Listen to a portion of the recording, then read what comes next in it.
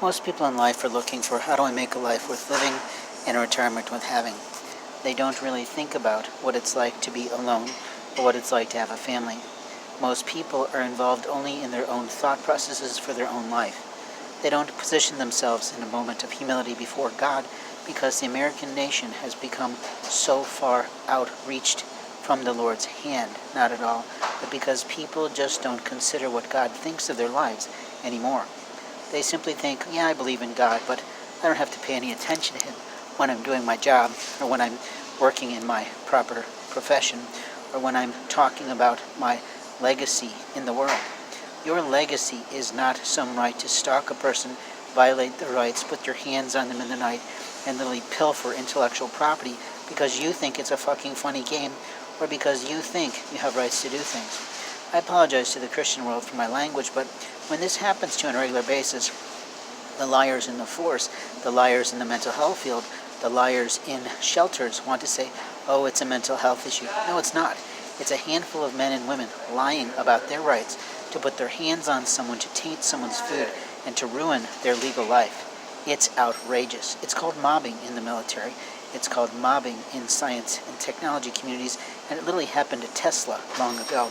He lost his life because the oil barons didn't want him to produce energy that didn't cost as much money as their gasoline or oil capabilities. We sort of have a movement in this community where I am now, which I presume is one of the two reasons why I was led here by the Lord. I literally walked here from my state. I had two helpers on a ride, one for 20 minutes across town. When I was too pooped to move on, a loving couple drove me 20 minutes away so I could continue my walk. And then a gentleman picked me up in the middle of nowhere because people lied to me about how I would get to where my destination was. He drove me the remaining 40 miles to where I am now. But mainly, I walked. It took several days. I slept in cornfields. I heard the coyotes. I heard the wolves howling. Thankfully, I didn't run into any gardener snakes or anything else, but God protects me from those sort of things. I have quite the aptitude for animals, so I'm presuming my archangel is Ariel at this time. And openly, if my love was with me, she would see how the animals in God's house come incredibly close to my life. And I mean so close we could have a conversation if they actually spoke English. But in truth, I'm making jest, but it is true.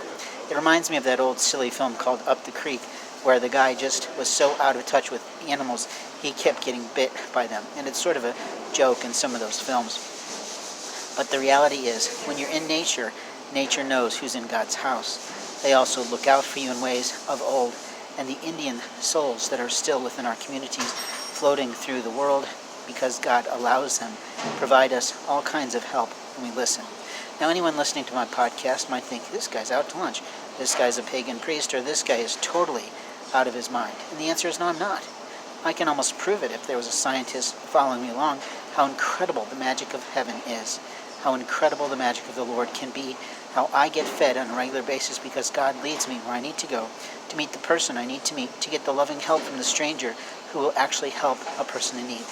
My own legacy of familial connections do not help one fucking bit in my life. Again, apologies for the French, but this is YouTube, not some FCC-related channel, because that particular local station played around with local law enforcement, interfered with my rights to continue my studies there, to produce the new air personality that could have allowed them a lot more marketing dollars. But they weren't wise enough to get it. And yet, the person who trained me in the first portion on WEFT radio in Champaign-Urbana literally threw me on the radio right there in the midst of my training. Thank God for the Lord and His incredible way to speak through a person, because I was able to pull it off on impromptu notice, giving a pretty good shout out for the entire station. I even came up with a moniker or a statement for that particular little station, and I would have literally given it to them for free, but I don't feel like giving it to them for any reason whatsoever now. My second training should have gone off without a stitch, but some law enforcement officer interfered with that, I'm pretty sure, because the guy who was supposed to train me started to jerk me around and tell me that I was not allowed to call someone unless because I'd be obnoxious about it. I thought, who the hell are you? I've never met you in my life before. I've never been obnoxious to the woman who was allowing me, allegedly, the right to train, and I waited over 30 days, possibly 2 months almost, to get that training. I kept asking, is it possible to do it sooner? I really wanted to participate. I really wanted to support. I really wanted to give some general associate and advertising help, but they were just not open to it. Even the people that I met, multiple people across the board, even a man named Bob, who was finally the biggest jerk in the world, literally told me that I was not allowed to stay there. I never asked if I could stay there. That's the most insulting thing I've ever heard in my life. I decided they were too small town, too small potatoes to work with, so I'm on my own. And I'm making not an awesome living. I'm moving my life forward with the help of strangers, young people who get what struggle is about. Old white men don't get it.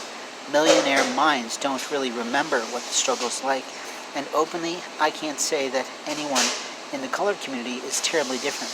But I do have marketing research on the people who have helped me, and the largest percentage of people who have actually lovingly ensured that I ate, lovingly helped me most, were actually young black professionals. Isn't that most interesting?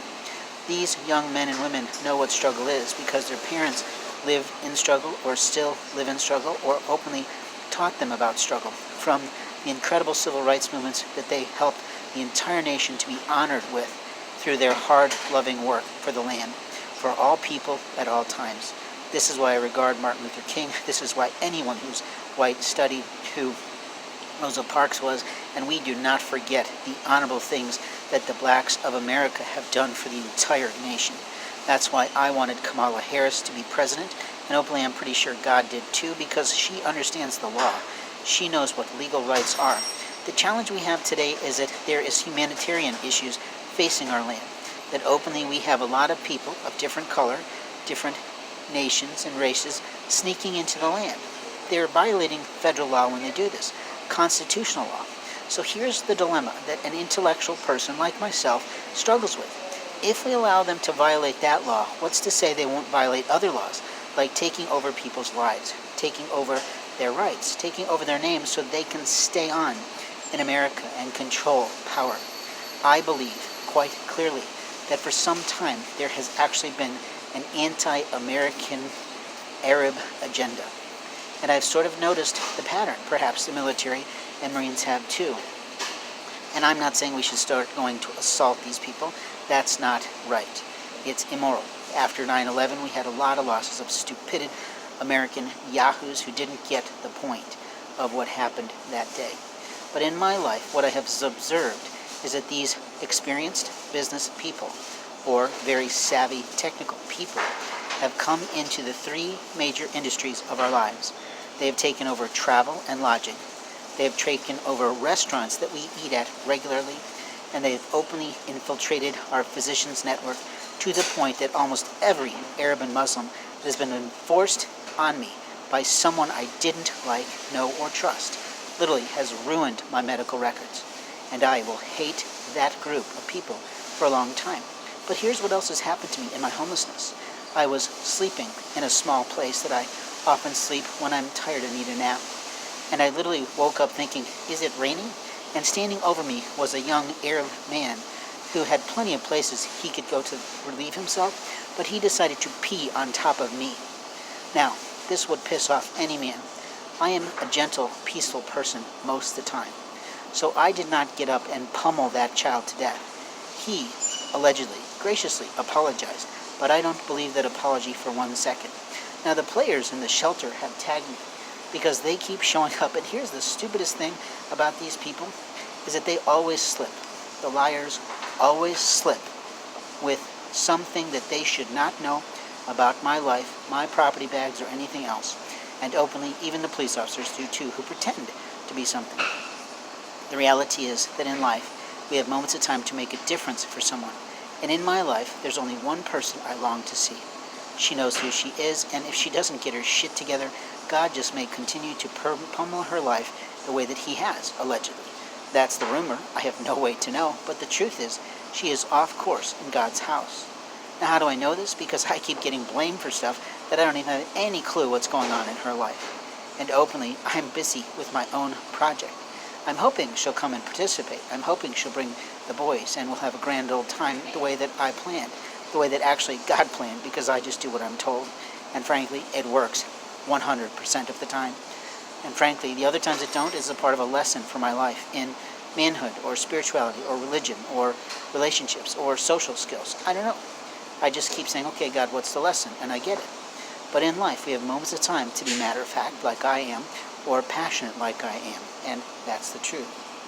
In life, we have moments of time to make a difference for people, and today, I hope my words are heard clearly by the people who think they have the right to steal my birthright, my property, my possessions from where it was supposed to be held in impound, and let them know the Marines are coming for you today.